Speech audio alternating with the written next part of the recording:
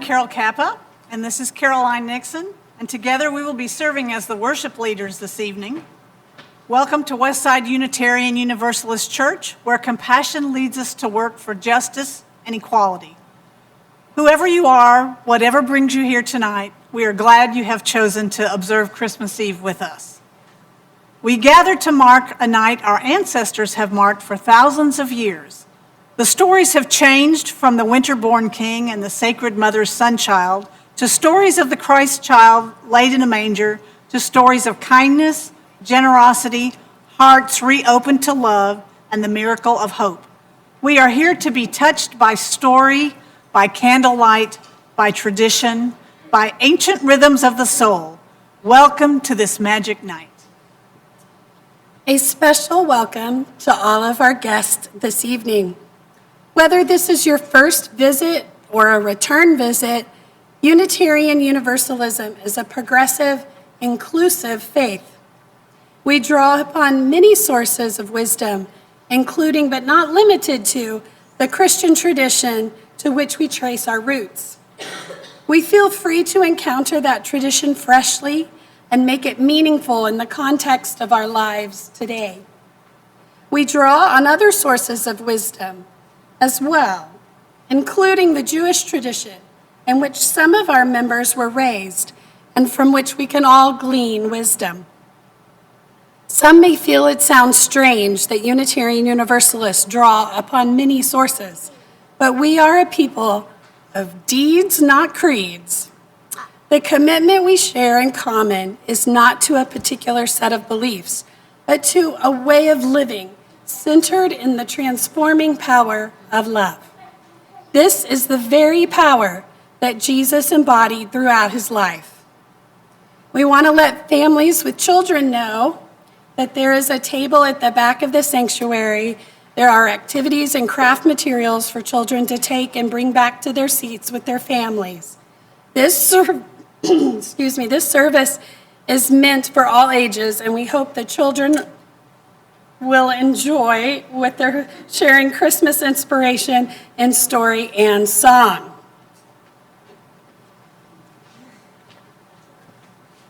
So I invite all of you to check your mobile devices now and be sure that they are turned off so that we may be fully present together. And now, before we settle in for tonight's special service, let's take a moment to greet those around us and wish each other a Merry Christmas. You can stand and do that. Go tell Carol Merry Christmas.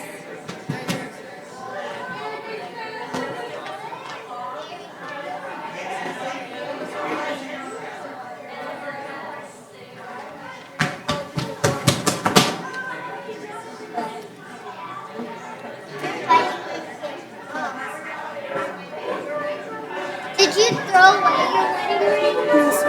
Why? Why you don't put it back?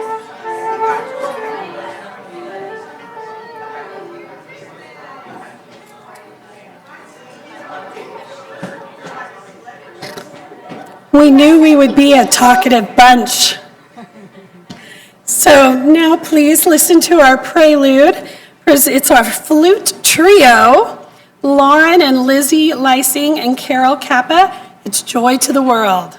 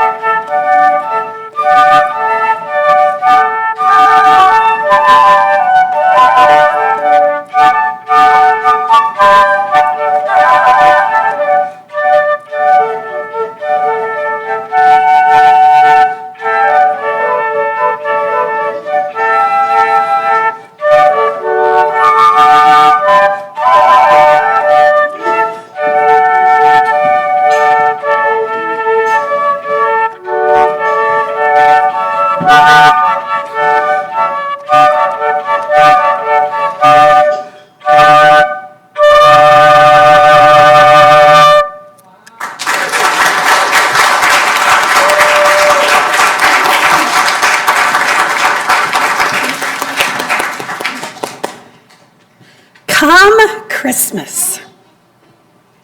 No one is ever really ready for Christmas. If we were really all prepared, if every gift we had contemplated had been obtained, if every present was beautifully beribboned, if all the goodies our friends deserve were baked and cooled and stored just so, if each and every person we love was gathered for our celebration, if we never snapped at someone we care about, nor stopped short of being all that we could be, if our minds were 100% loving and our hearts were 100% generous, they truly would be ready. And truly, we would not need Christmas quite so much. So come, Christmas, most needed of seasons, come with the reminder that love does not depend on perfection, but on willingness to risk connection. Come into the unready manger of our hearts that we may feel the warmth of new love and give flesh to the promise of hope that cries to bring healing into our world. Come, Christmas. Come, love. Come, hope. Be born in our unready hearts on this silent and holy night. Bring your gift of presence.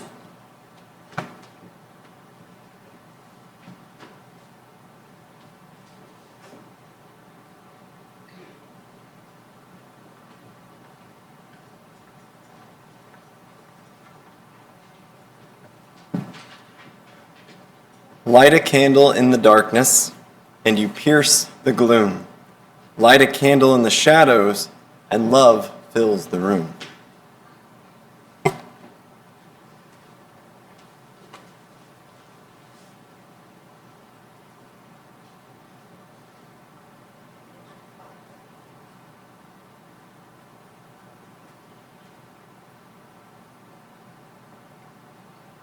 Light a candle mid a sadness, and stars come to birth. Light a candle Christmas Eve, and you mingle heaven and earth.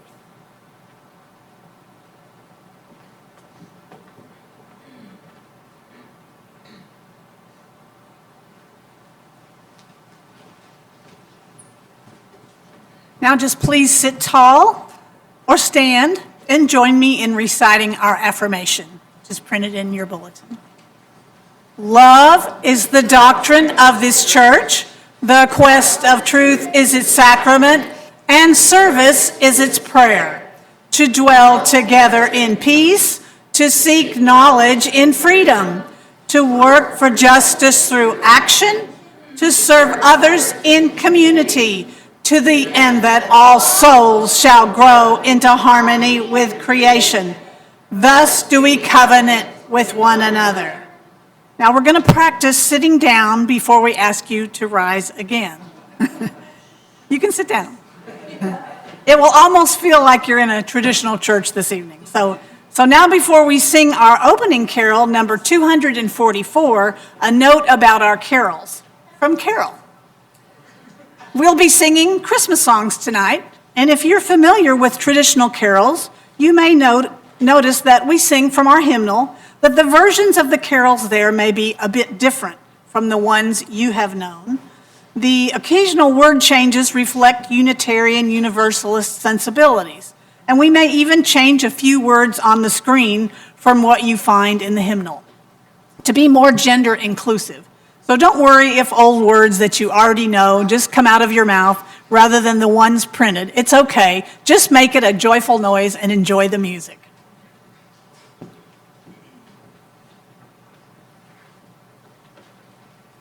And another message from Caroline. Our first carol tonight, It Came Upon the Midnight Clear, was written by Edmund Hamilton Sears, a graduate of the Theological School of Harvard University in 1837. He was a pastor at the First Unitarian Church in Wayland, Massachusetts, when he wrote the lyrics to this song.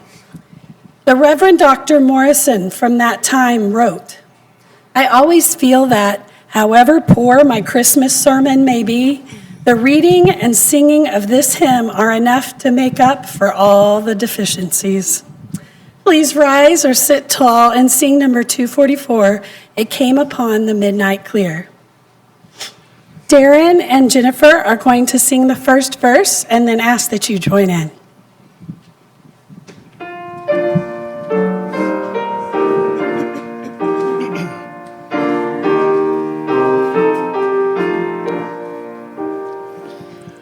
It came upon the midnight clear, that glorious song of old, from angels bending near the earth to touch their hearts of gold. Peace on the earth to all goodwill, from heaven the news we bring. The world in solemn stillness lay to hear the angels sing. Still through the cloven skies they come, with peaceful wings unfurled, and still their heavenly music floats o'er all the weary world. Above its sad and lonely plains they bend on hovering wing, and ever o'er its babel sounds the blessed angels sing. But with the woes of war and strife, the world has suffered long. Beneath the angels' strain have rolled 2,000 years of wrong. And we who fight the wars fear not the loves of which they bring. Oh, hush the noise of battle strife, and hear the angels sing. For though the days are past, on earth is foretold, when with the ever-circling years comes round the age of gold, when peace shall over all the earth its ancient splendors fling, and the whole world give back the song which now the angels sing.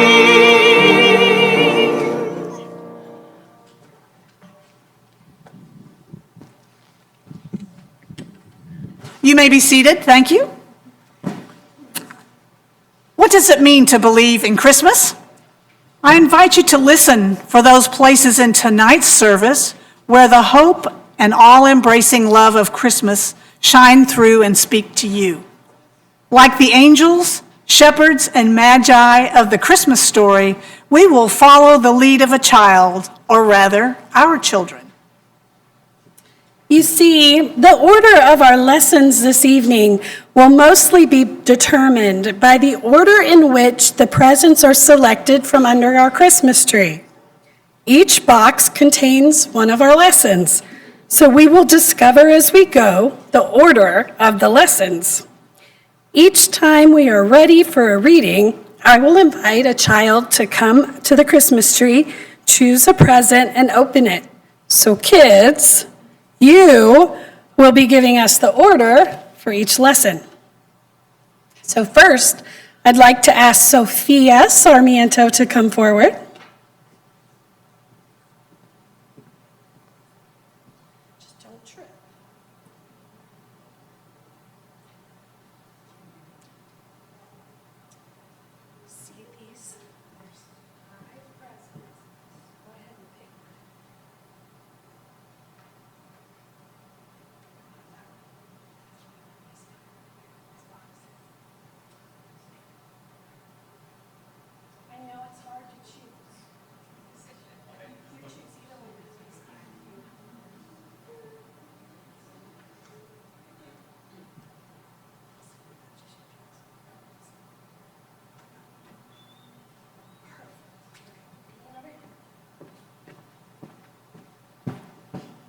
All right, open this up for me.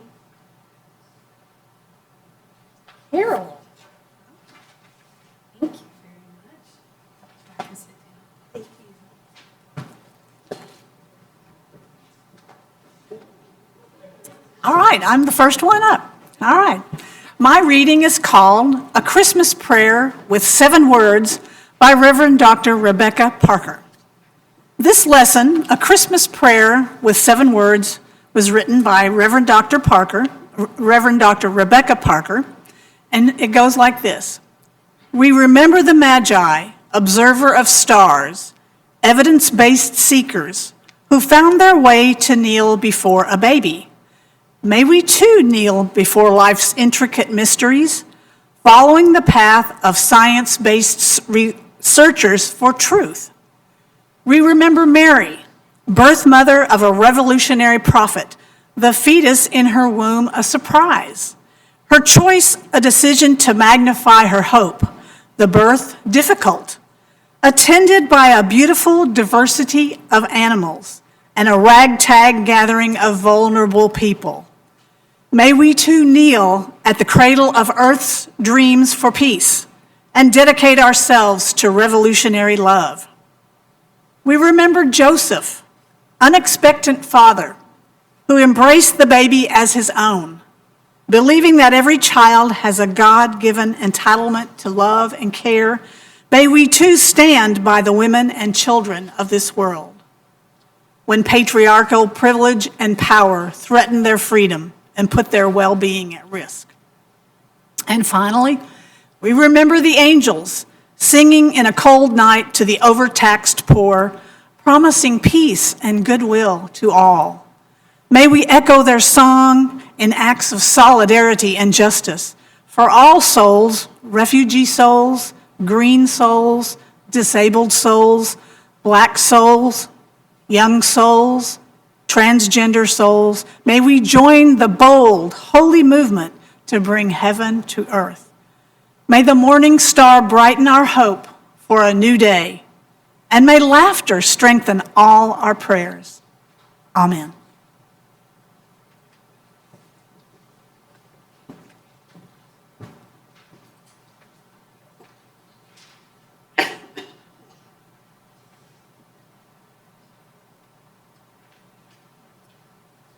And now we will have carol number 1, O Come All Ye Faithful. James is going to play through it once before we all come in to join.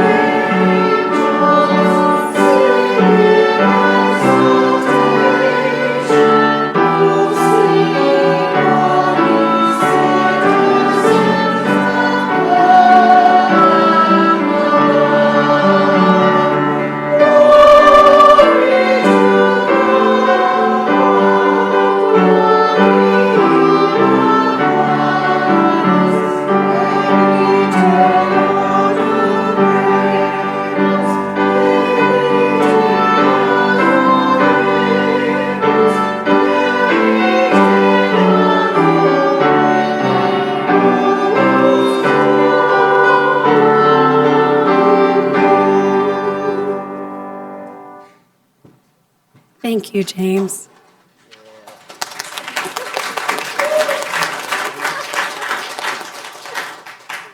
I'm glad he has young lungs. Okay, now I'd like to ask Cadence Rodriguez to come forward and pick a present from underneath the tree.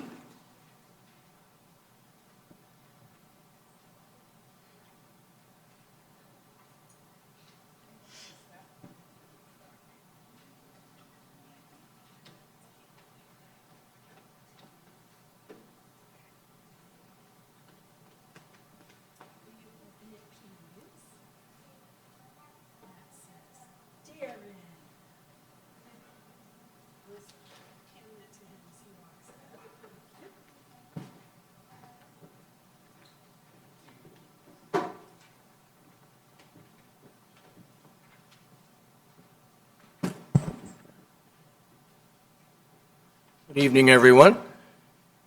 My name is Darren Cote, and I am humbled to share this lesson with you tonight. It is called The Innkeeper, written by Dr. Anne Dillenschneider.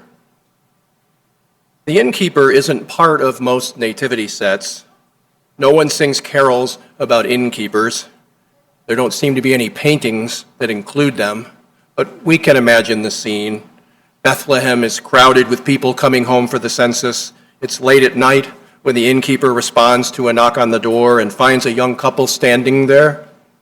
The woman is very pregnant. She and her spouse look exhausted.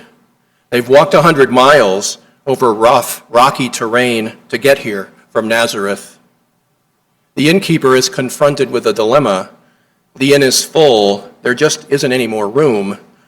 At the same time, the innkeeper knows that offering hospitality is part of being God's people because they had been sojourners and strangers in Egypt. That's why the innkeeper has always made sure there's an empty chair for an unexpected guest at the annual Seder meal celebrating Passover. What to do? As a child, the innkeeper had learned the story of Abraham and Sarah welcoming 3 strangers into their home. After they made the strangers a lavish feast, the couple discovered their guests were messengers sent to bring great news. As laughable as it seemed, the elderly Sarah was going to have a baby, so the innkeeper knows the tradition of entertaining strangers. The innkeeper knows strangers are messengers from God. And tonight, there is a bedraggled and weary couple on this very doorstep. What to do? Excuse me.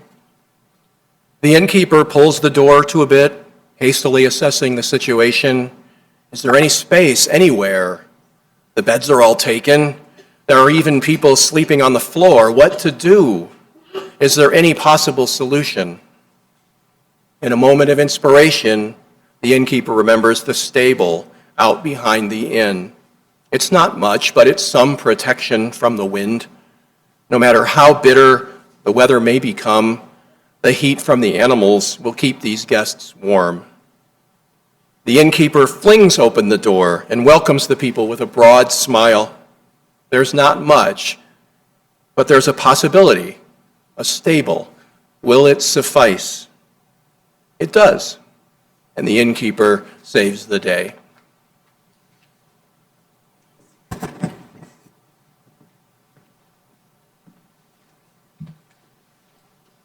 So, carol number 2 was supposed to be a song that I was going to sing for you guys. Can you just imagine how that would sound? I'm thankful that I'm after my surgery, but I'm going to beg the next time no gas during the anesthesia because it does this to me. So, Jana Kennard is going to sub in for some parts for me tonight, and I very much appreciate it. And then very last minute, Lizzie was so kind. She's actually going to sub for me as well. So she's going to play, if you look in your order of service, number 231, Angels We Have Heard on High. She's going to play it through once, and then you guys can join in, and we'll sing the first 2 verses, or the first 2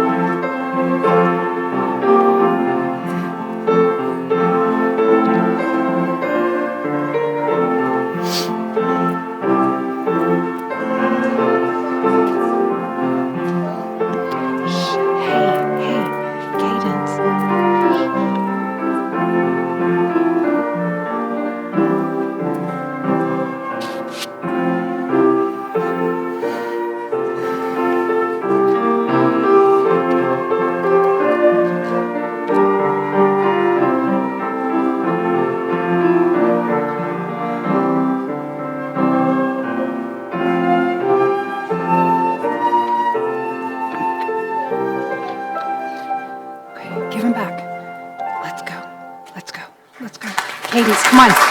Cadence, come on. Cadence, come on. You can go. Come with us. Thank you, Lizzie. I'm really enjoying having all these instruments play while we sing. Carol, you're the chair of the worship committee. We may need to add that in, right? All right, I now invite Nikki Kennedy, our Director of Lifespan Religious Education. She's coming forward for our Time for All Ages. So anyone that feels young at heart, come on forward. We're going to sit over here fairly close to the Christmas tree for a special conversation. Good evening, everyone. Can you guys help me pass out cushions? Aiden, thank you for your help. I saw you grab those. Thank you, Aiden. I'm so thankful that all of you are here tonight. You know, as you guys are gathering, when it was raining crazy this morning, it reminded me of about 13, 14, 15 years ago. It was snowing on Christmas Eve. And it was snowing so hard, I was going over the Hewland Street Bridge over the train tracks, and I couldn't see the bottom. And I remember thinking, man, it was gorgeous, and it was also a little scary. I don't know if adults, kids you're not going to remember, but adults, maybe you remember everything turned icy. It was crazy. But one of the things that I love is having something sweet. Do any of you like to have sweet things? What kind of sweet things do you like? Chocolate? Chocolate? Popsicles. Oh, I love popsicles. White? Oh, Mike. Cats? Oh, cats are adorable. Yes, I was thinking along the, yes, okay, I'm following you. They're sweet. Yes, a dog is sweet too. Yes, absolutely. Bunnies are sweet. There's lots of things that are sweet. Lots of things. One of my very favorite, people can be sweet too, you're right. One of my very favorite treats that's sweet is a clementine. It's in the orange family, you're right. Clementines are a little bit different. They're juicy, and they're sweet, and they're easy to peel, and they're so yummy. I love it when the juice dribbles down my face, and I love it when it dribbles down my hand. I especially like it when I'm swimming, and I get to jump in the water and rinse all that sticky juice off of me. But even in the winter, I like clementines because they are so yummy. And you know, as I was looking at these clementines today, it made me realize there was a lot of things that had to happen in just the just the right ways for this clementine to get to me, right? It had to have great temperatures to grow. It had to have good sunlight. It had to have lots of water. It had to have people pick it. And I didn't grow these, so there was truckers involved. There was a lot of people involved to help me get this clementine. A community that worked together, right, to get this clementine to me. I also like clementines because they're full of vitamins. They're easy to peel, and they're yummy. But I wondered, what other reasons or what other things can you guys think we can do with clementines or with oranges? Besides eating them, can y'all think of anything that we can do with them? Cadence? You can make it into a jam. You can make it into a jam. Aiden said jam too. Martin, did you have an idea? Chloe? You can give them to other people. I like the way that Chloe thinks. That's right. You can make orange juice. Yeah. What else? Have y'all ever cut an orange or a clementine in half and taken out the fruit and then used the shell to put a candle in? Ooh, it's really fun.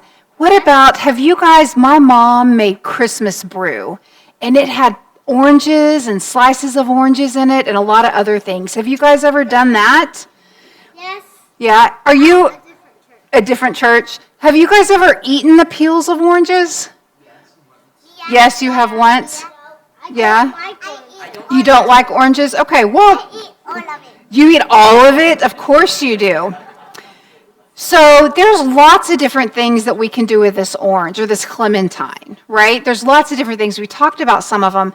And it made me think of kind of like Christmas. There's lots of different reasons we gather here, that we gather to celebrate Christmas.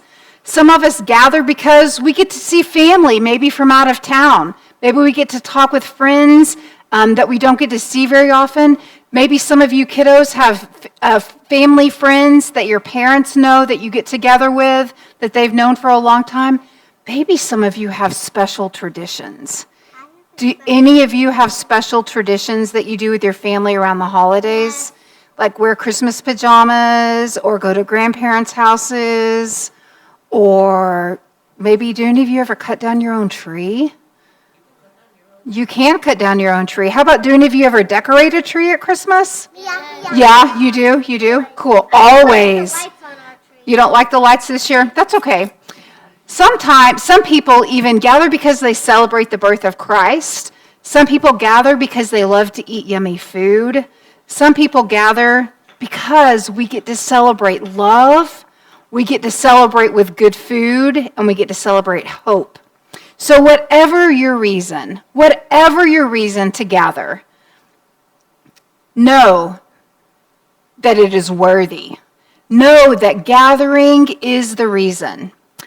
For each of you here tonight, I wish you health. I wish you health for those at home that are sick.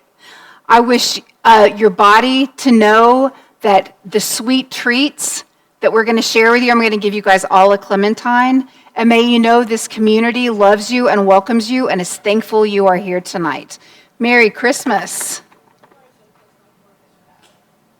I don't like clementine. Okay. You don't have to have one. Can I feel how heavy they are? I don't like it.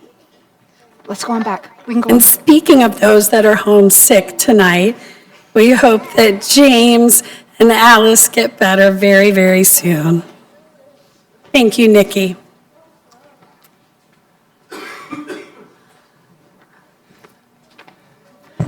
Here at Westside, compassion leads us to work for justice and equality, and it leads us also to offer financial support for ministries that carry forward our values.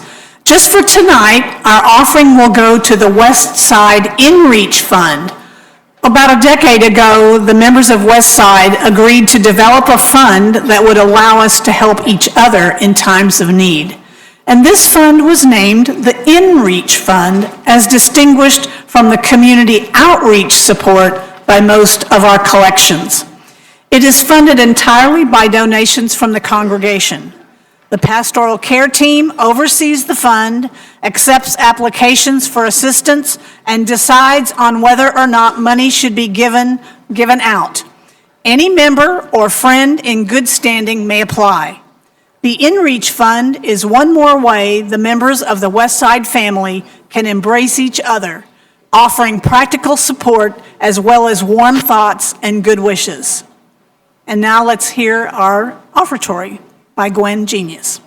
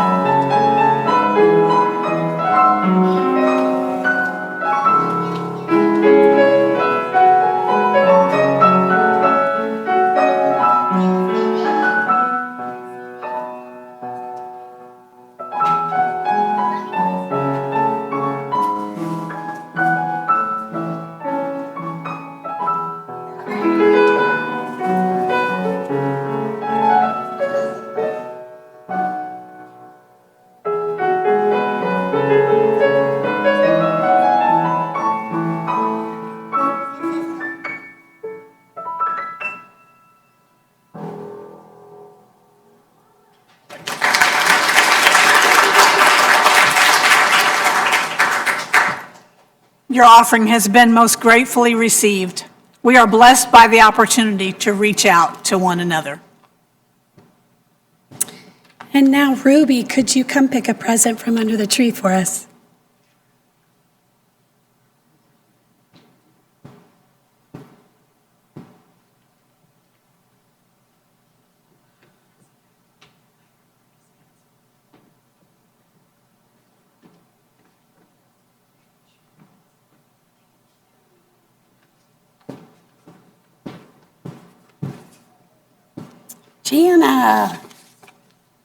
Jana's going to read to us.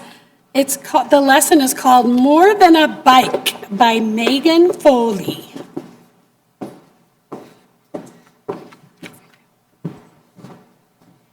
Good evening.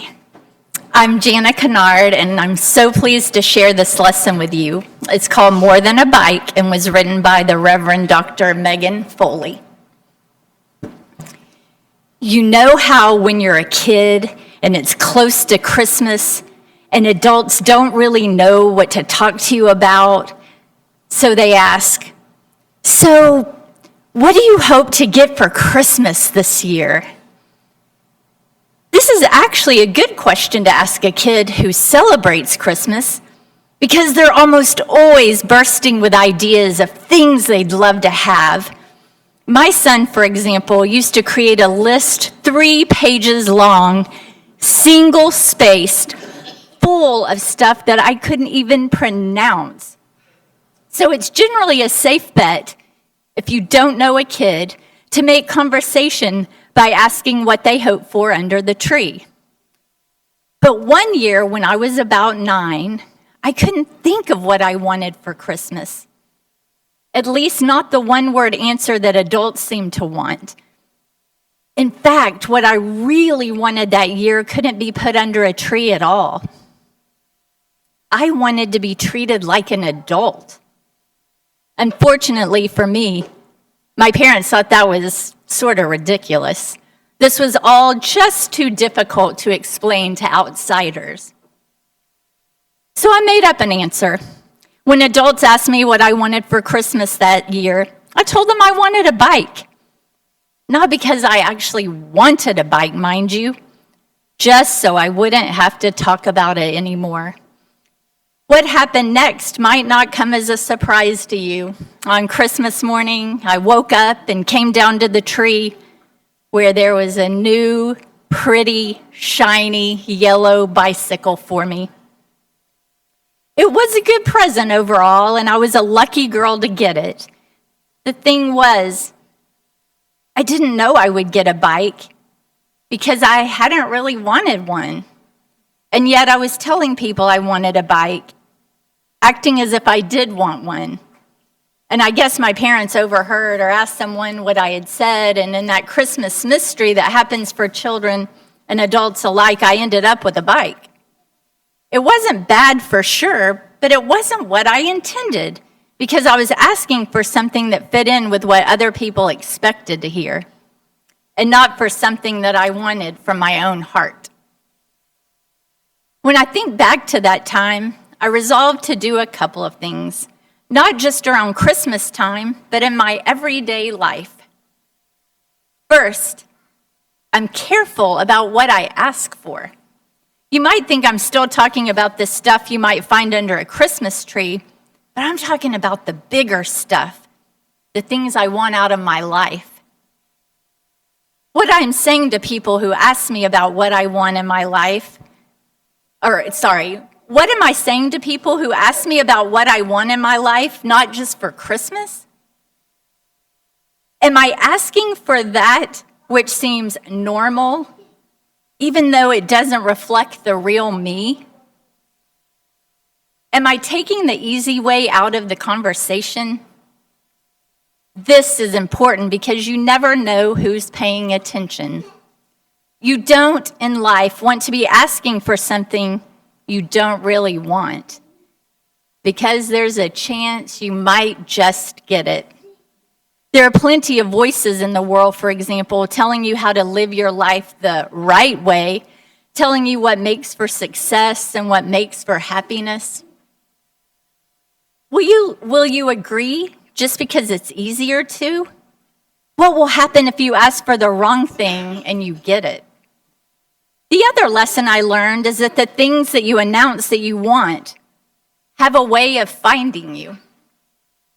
If your heart is longing for something that seems silly or impossible, and you can't imagine how you could possibly see that wish into reality, then it will help.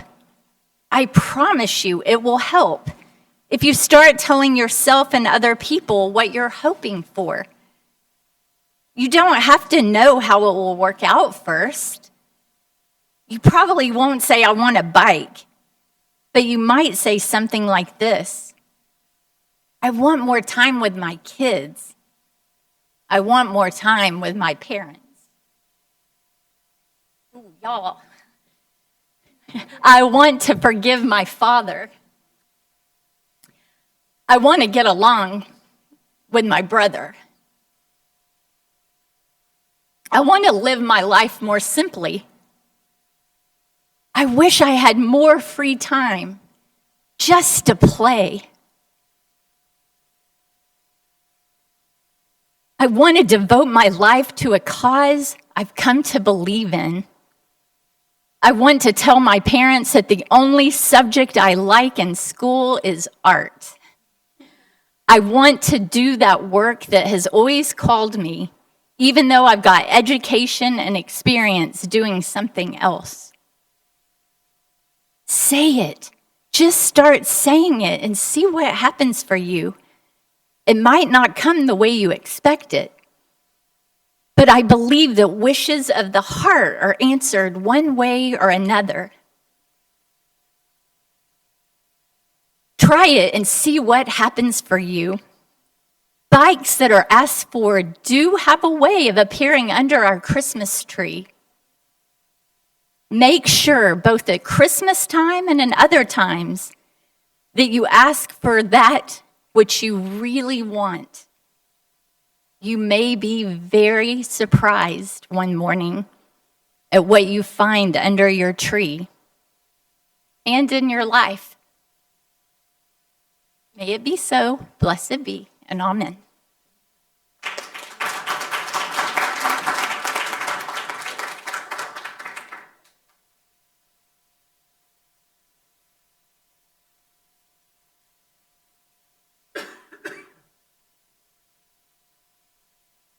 Our carol number 3 is going to be presented by the Sarmiento family.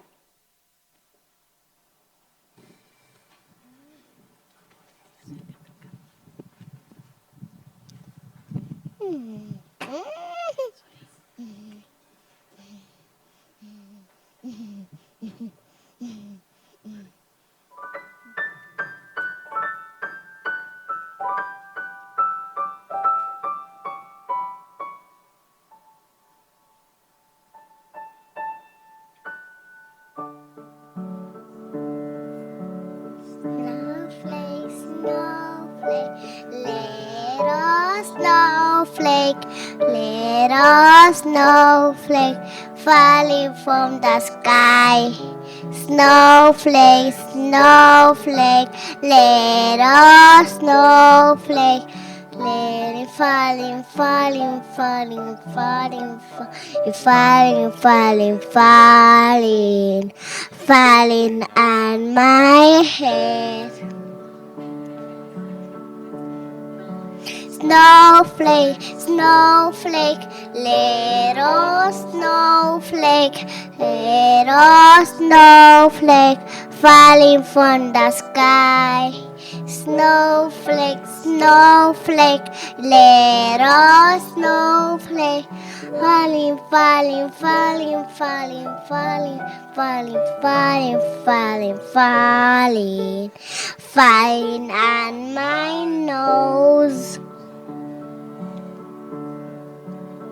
Snowflake, snowflake, little snowflake, little snowflake, falling from the sky. Snowflake, snowflake, little snowflake, falling, falling, falling, falling, falling, falling, falling, falling, falling on my hand. On my head, falling on my nose, falling on my hand. Snowflake, snowflake, little snowflake.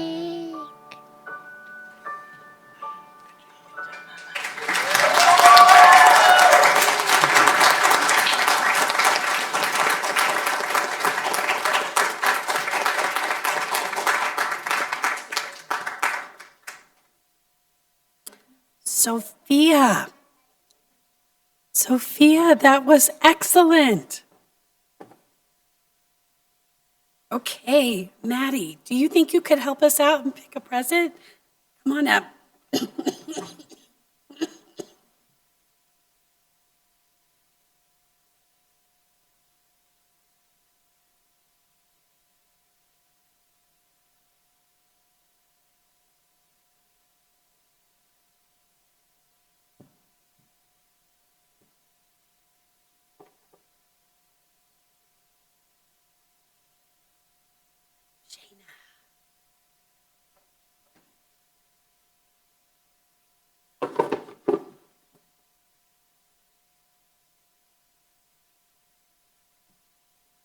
Good evening. This lesson is Unitarian Universalists at Christmas by Kate McKenna. Good evening. My name is Shayna Reasoner, and I'm happy to share a lesson tonight. This lesson, Unitarian Universalists at Christmas, was written by the Reverend Kate McKenna from the UK. They say a story can carry a truth far greater than the literal truth. We Unitarian Universalists know the value of stories. We know they carry truth. We know they carry more truth than just the plain truth ever can. Maybe we can't believe a virgin gave birth to the Son of God, but we can believe that all births are miracles worthy of celebration and wonder. Maybe we can't believe angels brought revelations, but we can believe truth can be revealed through the actions and words of those who dare to speak it and to act it. Maybe we can't believe the angel sang to shepherds, but we can believe that those revelations about life can come to and through even those we think are the most humble. Maybe we can't believe the wise men traveled to see the newborn baby king, but we can believe that we should never be too lofty or think ourselves too clever or too rich to see the wonder and majesty in tiny things. Maybe we can't believe that Jesus brought back the light by redeeming our sins, but we can believe in a leader and teacher and prophet who brought and brings illumination to the lives of those who wish to listen. We can believe in the light. Always we can believe in the light. Maybe we can't believe the Christmas story, but we can believe in it as a story which points to a greater truth than we can possibly imagine. And so we are here, Unitarian Universalists at Christmas, celebrating, and long may we do so.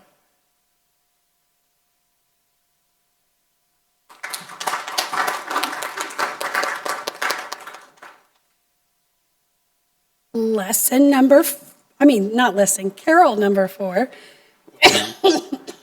is Go Tell It on the Mountain, led by Darren and Jennifer. And Darren and Jennifer are going to sing the first chorus and all the verses. So they just need us to help with the chorus after the first time. You got all that? I just want to say real quick before Yuki gets started that I kind of made her do this song because it was a favorite of mine.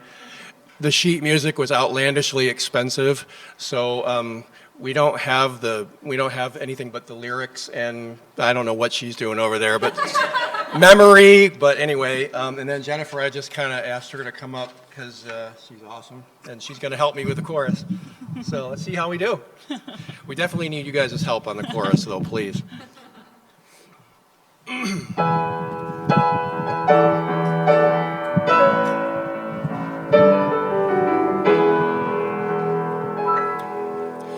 Go tell it on the mountain, over the hills and everywhere. Go tell it on the mountain that Jesus is born.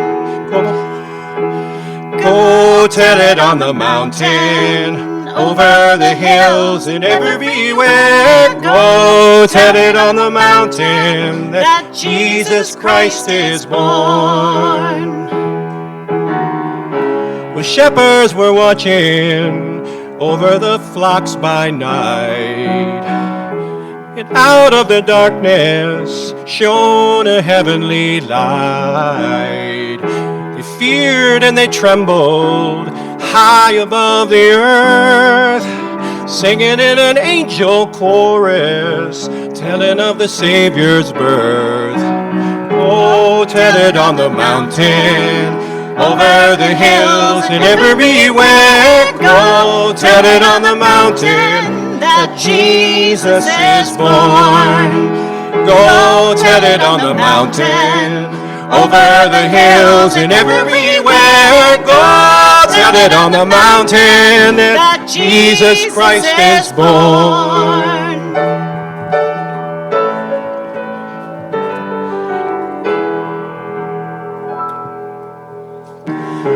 I guess I was a seeker, I saw them both night and day. I asked the Lord to help me, He showed me the way. Down in the manger, the humble child was born. God sent us salvation on that Christmas morning. Go tell it on the mountain, over the hills and everywhere. Go tell it on the mountain that Jesus is born. Go tell it on the mountain, over the hills and everywhere. Go tell it it on the mountain that Jesus Christ is born. Go tell it on the mountain. You gotta go tell it on the mountain. Go tell it on the mountain that Jesus Christ is born.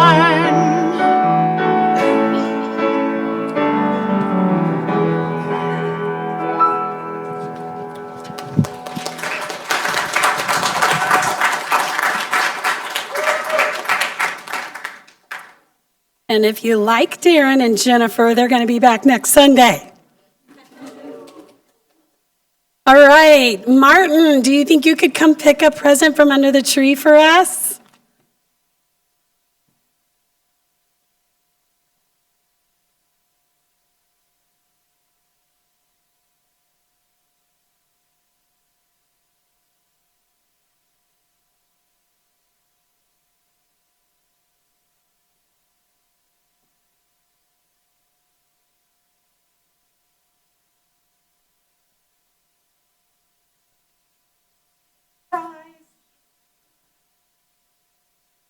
I'm back. This lesson, A Village of Strangers, was written by Chaplain Laura Shea and begins with a familiar quote. At times, our own light goes out and is rekindled by a spark from another person. Each of us has cause to think with deep gratitude of those who have lighted the flame within us, and that's Albert Schweitzer. I'm fortunate to have worked in an inpatient hospice that permitted family to be at the bedside during the pandemic. Even though the allotted number of family members was markedly reduced, I'm always grateful for the special presence only a loved one can bring. At times, the small facility seemed too quiet.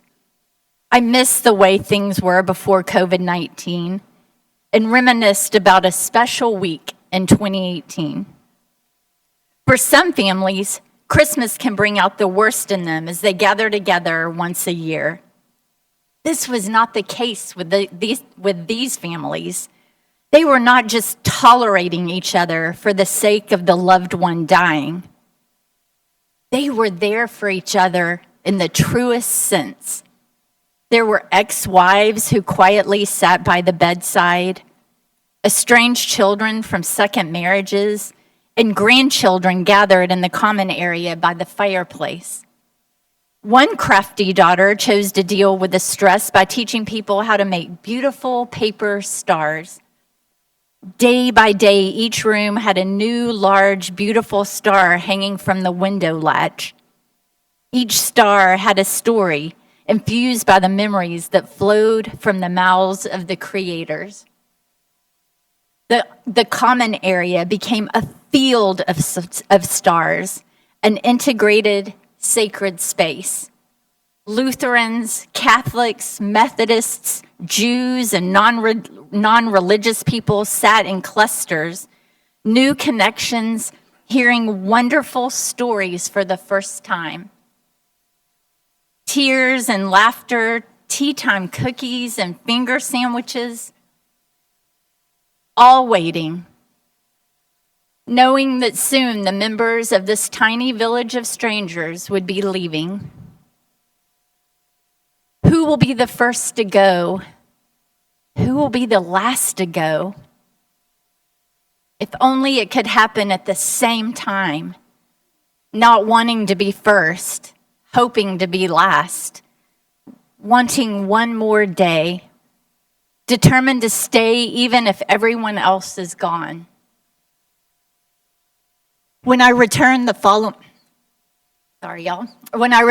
following week, the tiny village of strangers was a thing of Christmas past. The common area was filled with new strangers. Oh, I miss that tiny village of strangers. Thankfully, the star made for the staff still hung prominently in the nurses' station, reminding us of that special Christmas week when the world felt a little more peaceful. Let me end with a short prayer. May we continue to find ways to connect while keeping safe this holiday season. May 2024 find our physical spaces refilled with a special energy that often comes from perfect strangers. Amen. Blessed be, and may it be so.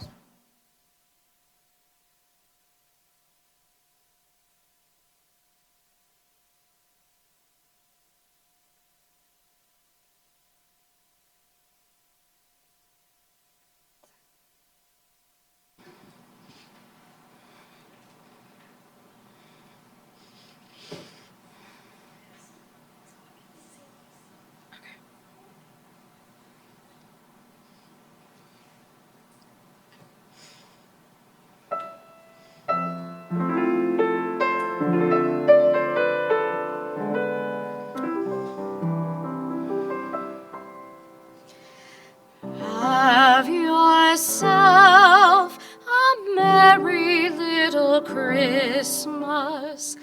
Let your heart be light. Next year all our troubles will be out of sight.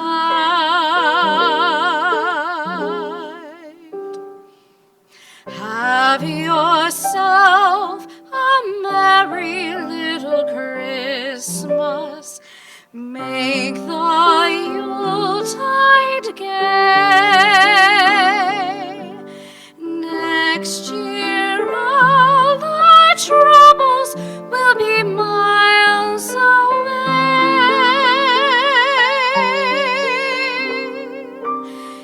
Here we are as in olden days, happy golden days of yore. Faithful friends who are near to us, travel dear to us once more. Through the years we all will be together if the fates allow. Hang a shining star upon the highest bough,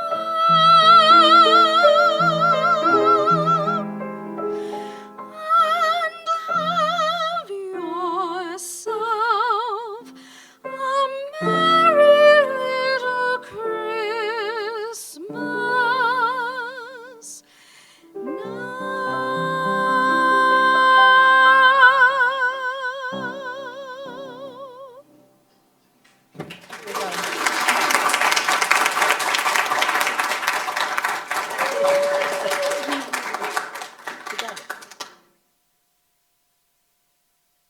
Thank you, Melanie and Gwen.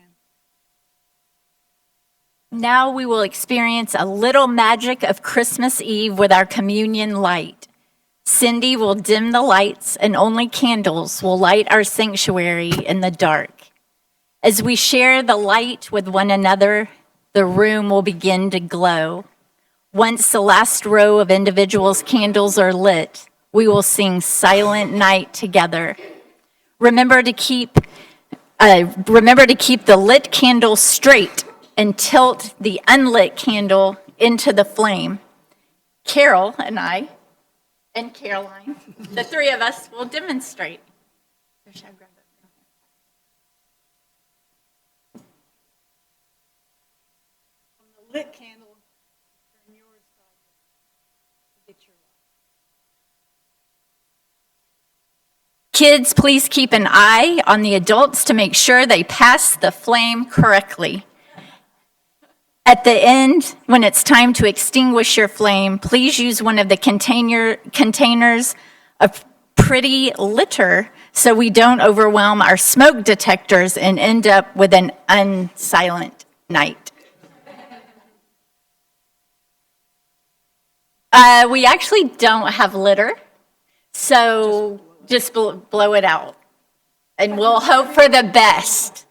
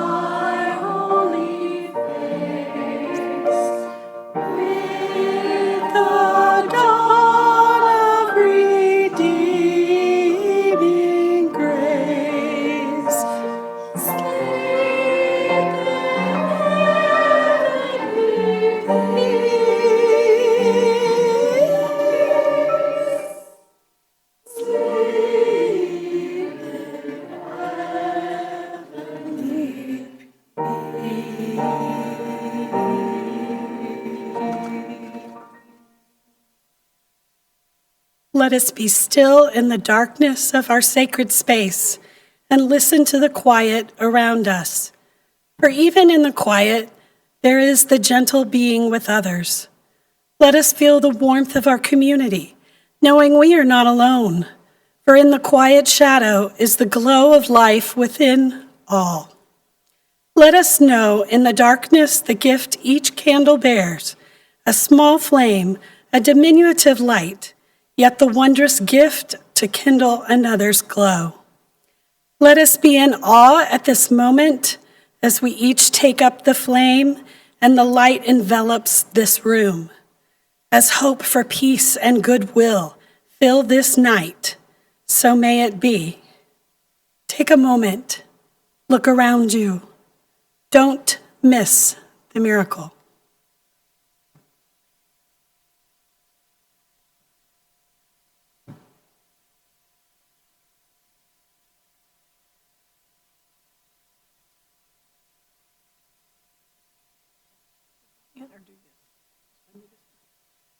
As we leave, may we keep that fire of mysterious and generous love that burns at the heart of the Christmas story.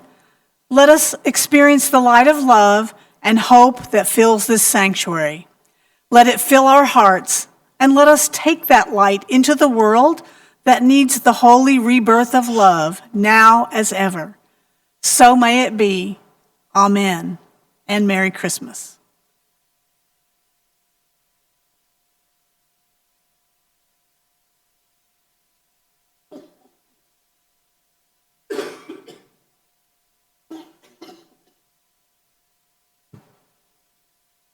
Thank you for joining us this evening. We have several musicians that will perform our postlude.